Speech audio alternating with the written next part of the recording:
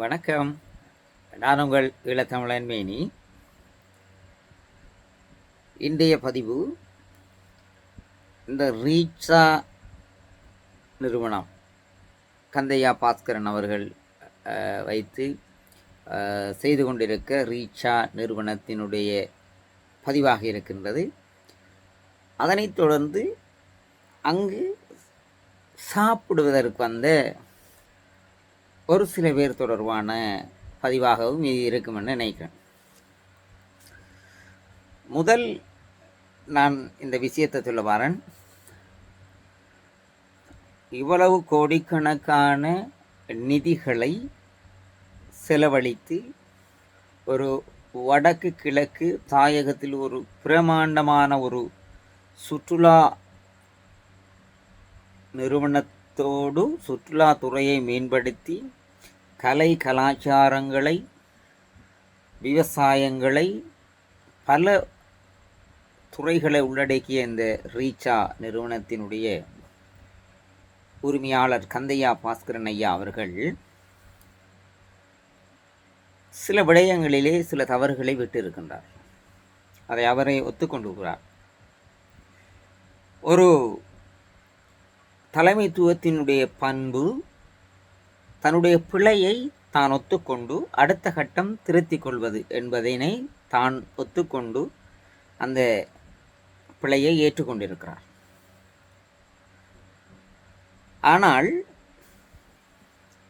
சாப்பிட வந்த நாங்கள் பல விமர்சனங்களை பிரச்சனைகளை முகநூல் வழிகளிலே பார்க்கிறோம். இதை பல முகநூலாளர்கள், ஃபேஸ்புக் நண்பர்கள், டிக்டாக்ல, யூடியூப்ல பல மீடியாக்கள் இதை ஒன்றுக்கு இரண்டாக சித்தரித்து செய்து கொண்டு இருக்கிறது. அதிலும் வயது முதிர்ந்த ஒருவர் சொல்லுகிறார், 5 பவுன் காசு இலங்கை இங்க 3000 பிச்சை காசு என்று சொல்லுகிறார். உண்மையிலேயே அது உங்களுக்கு பிச்சை காசா இருக்கலாம் பெரியவரே. ஏன் சொல்லுகிறேன் என்றால், இந்த இலங்கை நாட்டிலே இந்த வடக்கு கிழக்கிலே பல வழிகளையும் வடுக்களையும் சொத்துக்களையும் உயிர்களையும் இழந்தவர்களுக்கு அந்த பணம் பெரிசாக இருக்கும். ஏனென்றால் சொந்த மண்ணிலே சொந்த நாட்டிலே சொந்த வீட்டிலே உழைப்பவர்களுக்கு அது பெறுமதியானது. இது ஏனைய புலம்பெயர் நாடுகளில் இருக்கிறவர்கள் தப்பாக புரிந்து கொள்ள வேண்டாம். நாங்கள் இங்கு எங்களுடைய பணம், எங்களுடைய வருமானம், எங்களுடைய வளர்ச்சிக்கு போதாமல் இருக்கின்றது என்றொரு காரணத்தாலும் பல பேர் இன்றைக்கு புலம்பெயர் நாடுகளில் சென்று தொழில் புரிகின்றீர்கள். இன்னும் பலர் எங்கு யுத்தத்தினால் எங்கு தங்களுக்கு பாதுகாப்பு இல்லை, இங்கே யுத்தத்தினால் எங்களுக்கு இதனை எதிர்கொள்ள முடியாது, பல அச்சுறுகளுக்கு மத்தியிலும் பல பேர் இன்று புலம்பெயர் நாடுகளில் சென்று தொழில் புரிகின்றீர்கள். ஆனால் அங்கு உழைக்கின்ற அந்த 5 பவுண்ட்ஸ் என்று சொல்லப்படுகின்ற நிதி இங்கு 3000. சாதாரணமாக ஒரு குடும்பத்துக்கு ஒரு நாள் செலவுக்கு ஓரளவுக்கு போதுமானது. ஆனால் நீங்கள் இந்த வடக்கு கிழக்கிலே இருக்கிற மக்களை கேவலப்படுத்துகின்ற, அவமானப்படுத்துகின்ற ஒரு கருத்தாக தான் நீங்கள் அந்த பிச்சை காசு என்று சொல்லுகின்றீர்கள். எந்த பணமும் எந்த சொத்தும் நாங்கள் 4 பேர் தூக்கி செல்லுகின்ற பெட்டியிலே செல்லுகின்ற பொழுது எங்களுக்கு அது வராது. அந்த 4 பேர் தான் வருவார்கள் எங்களை தூக்கி சுமப்பதற்கு. ஆகையினால் தான் சொல்லுகிறேன், பெரியவரே, உங்கள் வயதுக்கு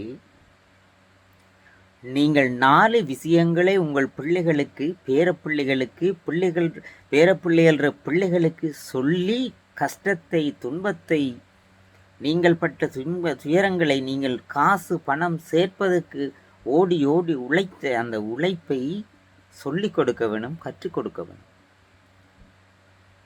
புலம்பெயர் நாட்டிலே உழைக்கின்றீர்கள் என்பதற்காக தாயகத்திலே இருக்கின்ற மக்களை ஒரு அவமானப்படுத்தும் நோக்கோடு உங்களுடைய பேச்சு இருக்கக்கூடாது.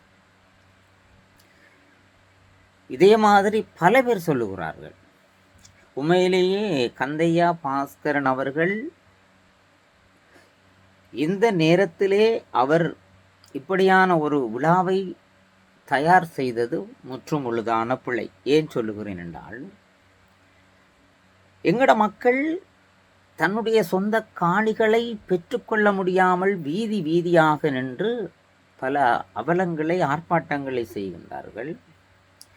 இன்னும் ஒரு பக்கம் தங்களுடைய உறவுகளை புதைத்த மண் செம்மணியிலே தங்களுடைய உறவுகளுக்கு நீதி வேண்டி இன்னொரு பக்கம் அந்த மக்கள் வீதி வீதியாக திரிகின்றார்கள். இன்னும் ஒரு பக்கம் காணாமலாக்கப்பட்ட உறவுகள் என்று இன்னும் பலர் வீதி வீதியாக தெரிகின்றார்கள். இப்படியான நேரங்களில் உங்களுடைய இப்படியான நிகழ்வுகளை பார்க்கின்ற பொழுது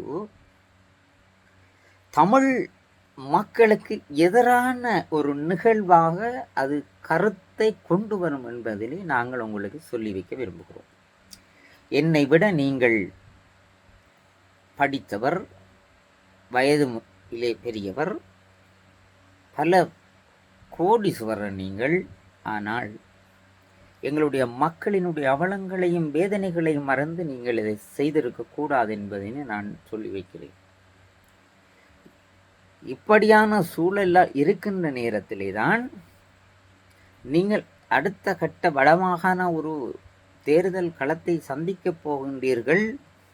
சந்தித்தால் இங்கிருக்கின்ற அரசியல் கஷபூக்குழிகள் சில பேருக்கு பின்னடைவை கொடுக்கும், தாக்கத்தை கொடுக்கும் என்ற ஒரு அடிப்படையிலே உங்கள் மீது இப்படியான ஒரு ஏவப்பட்டு ஒரு சதிவலைகளை செய்திருக்கிறார்கள். ஆனால் இப்படியொன்று வரும் என்பதை நீங்கள் முன்கூட்டி தெரிந்து அறிந்து இதற்கான திட்டத்தை நீங்கள் சரியாக அமைத்திருந்தால் உங்களுக்கு வெற்றிகரமாக அது முடிந்திருக்கும். ஆனாலும் பரவாயில்லை, என்ன நிகழ்வு என்ன விழாக்கள் செய்தாலும் எதிலும் குறையில்லாமல் ஒரு விடயம் முழுமையாக நடப்பதில்லை. அந்த குறை இருக்கின்ற ஒரு காரணத்தால்தான் தமிழர்களாகிய நாங்கள் இப்படியான நிலைக்கு தள்ளப்பட்டு இருக்கின்றோம். அந்த குறையை கண்டுபிடிக்க வேண்டிய தேவை எங்களுக்கு இருக்கின்றது. அண்மையிலே ஒரு விரிவுரையாளர் ஒரு மேடையிலே பேசியிருந்தார், பிஸ்மர்கள் விட்ட பிழைதான் அர்ஜுனாவை கதாநாயகனாக ஆக்கியதென்று. இங்கிருக்கிற பிஸ்மர்கள் பிழைவிட்டார்கள் தான் அர்ஜுனா ராமநாதனை கதாநாயகனாக ஆக்கியதென்று ஒரு செய்தியை பார்த்திருந்தேன். உண்மையிலேயே அந்த செய்தி என்னுடைய இதயத்தை தொட்டது. எத்தனையோ புத்தி ஜீவிகளினுடைய இதயத்தை தொட்டிருக்கும். ஆகையினால் தான் சொல்லுகிறேன், அன்பான எம் தமிழ் சொந்தங்களை, வடக்கு கிழக்கு தாயகத்தில் இப்படி ஒரு தொழிலதிபர் இப்படி ஒரு தொழிலை ஏற்படுத்தி இன்று 400க்கும் மேற்பட்டவர்களுக்கு ஒரு தொழில் வாய்ப்பை ஏற்படுத்தியிருக்கார் என்றால் வரவேற்கக்கூடியது, நாங்கள் ஏற்றுக்கொள்ளக்கூடியது. அவருடைய சில தவறுகளை வைத்து கொண்டு அரசியல் செய்யவோ அவரை வீழ்த்த வேணும், தமிழ் மக்களினுடைய பொருளாதாரத்தை வீழ்த்த திட்டம் தீட்டப்படுகிறது என்பதனை நீங்கள் புரிந்து கொள்ள வேண்டும். அவர் செய்த பிழையை விட அந்த முதியவர் சொல்லுகிற ஒரு வார்த்தை தான் இன்றைக்கு எங்களுக்கு ஒரு வேதனையான விடயம். ஏனென்றால் எங்களுடைய வடக்கு கிழக்கு மக்கள் பல வடுக்களையும் வேதனைகளையும் துன்பங்களையும் சொத்துக்களையும் இழந்து உயிர்களையும் இழந்து இன்றைய துன்ப துயரத்தோடு வாழ்ந்து கொண்டு இருக்கிற நேரம், புலம்பெயர் தேசத்திலே நீங்கள் வாழுகின்றீர்கள். புலம்பெயர் தேசத்திலே இருக்கின்ற எங்களுடைய எத்தனை உறவுகள் இந்த தாயக மக்களுக்கு உதவி செய்து கொண்டிருக்கு. ஆனால் உங்களை பார்க்கின்ற பொழுதோ நீங்கள் ஒரு ரூபா கூட எமது தாயக மக்களுக்கு செலவழித்திருப்பீர்களா என்று நாங்கள் ஒரு கேள்விக்குறியோடு கேட்க வேண்டிய ஒரு நேரமாக இருக்கின்றது. ஏனென்றால் இந்த பிச்சை காசு என்பது உங்கள் வார்த்தை, ஆனால் பிச்சை எடுப்பது என்பது நேர்மையானது. பொய், களவு, காவாளித்தனம் இல்லாமல் நேரடியாக எனக்கு வயிற்றுக்கு பசிக்கிறது, பிச்சை தாங்கள் என்று கேட்பது ஒரு புனிதமான ஒரு தொழில். ஆனால் அதை நீங்கள் இப்படி பாவிக்கிற என்பதை நாங்கள் ஏற்றுக்கொள்ள முடியாது. கந்தையா பாஸ்கரன் அவர்களினுடைய தவறுகள் நடந்திருந்தால் அந்த தவறை நீங்கள் சுட்டி காட்டியிருக்க வேணும்.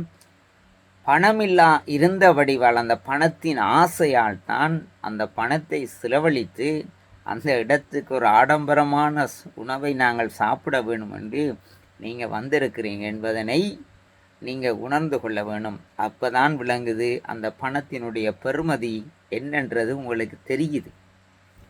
பணம் இல்லாட்டி நீங்கள் வந்திருக்க மாட்டீங்க. 3000 தான் 30,000, 30,000 தான் 3 லட்சம் ஆகி 3 லட்சம் 3 கோடி ஆகி உங்களை வாழ வைத்திருக்கிறது என்பதனை மறக்காமல் நீங்கள் பெரியவரே நல்ல செய்திகளை, நல்ல எண்ணங்களை உங்களுடைய பிள்ளைகள், பேரப்பிள்ளைகள் என்ப எல்லோருக்கும் சொல்லிக் கொடுத்து வளருங்கள். மனித நேயத்தோடு வாழுங்கள். உங்களை மனித நேயம் வாழ வைக்கும் என்பதனை இந்த நேரத்திலே சொல்லி வைக்க விரும்புகிறேன். நன்றி.